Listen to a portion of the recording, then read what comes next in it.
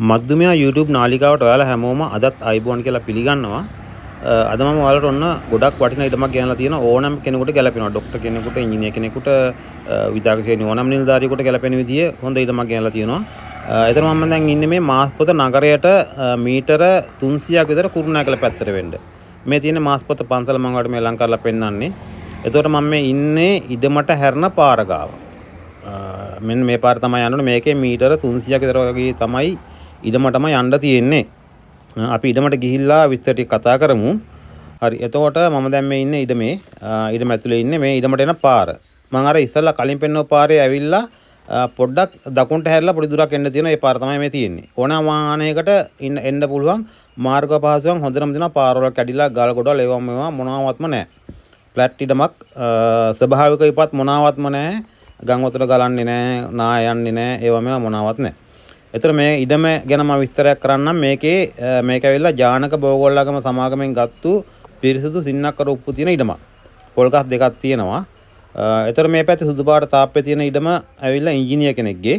එතන මේක දකුණු පැත්තේ තව ගයක් තියෙනවා. ඒක ඇවිල්ලා නර්ස් කෙනෙක්ගේ. ඉතින් ගන්න කෙනෙකුට නිදහසේ නිස්කලංකව ඉන්න පුළුවන් පරිසරයක් මෙතන තියෙනවා. එතන මාස්පොත නගරය ගත්තාම මහජන බැංකුව තියෙනවා. ඉරිදා පොළ තියෙනවා.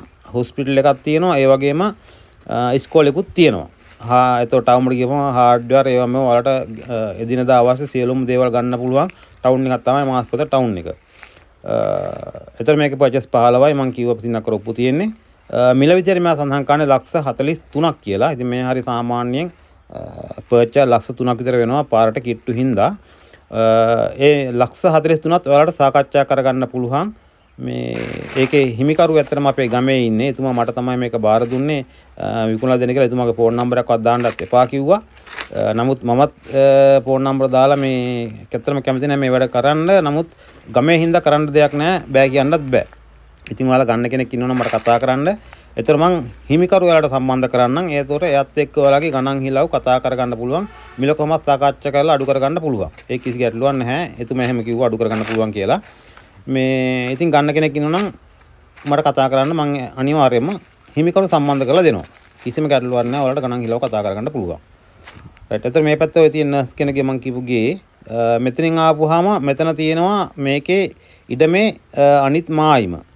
මේ පොඩි කට්ටයක් තියෙන මේ මායිම මේ ඊටම පිටිපස්ස. ඒතර මෙතනින් මෙහෙම කෙලින්ම යනවා. පිටිපස්සේ තියෙන්නේ ලොකු පොල් වත්තක්. මේ පැත්ත මේ වහලේ මායිමත් එක්ක තමයි මේ පැත්තේ මායිම තියෙන්නේ. අර පැත්තෙන් තාප්පේ තියෙන්නේ. ඉතින් හොඳයි කියලා හිතනවා කතා කරන්න. ඒ වගේම ඔයාලගෙත් මේ වගේ ඉඩම් තියෙනවා නම් මට කතා කරන්න. හිමිකරුවන් විතරක් කතා කරන්න. බෝගස්ලා කතා කරන්න එපා.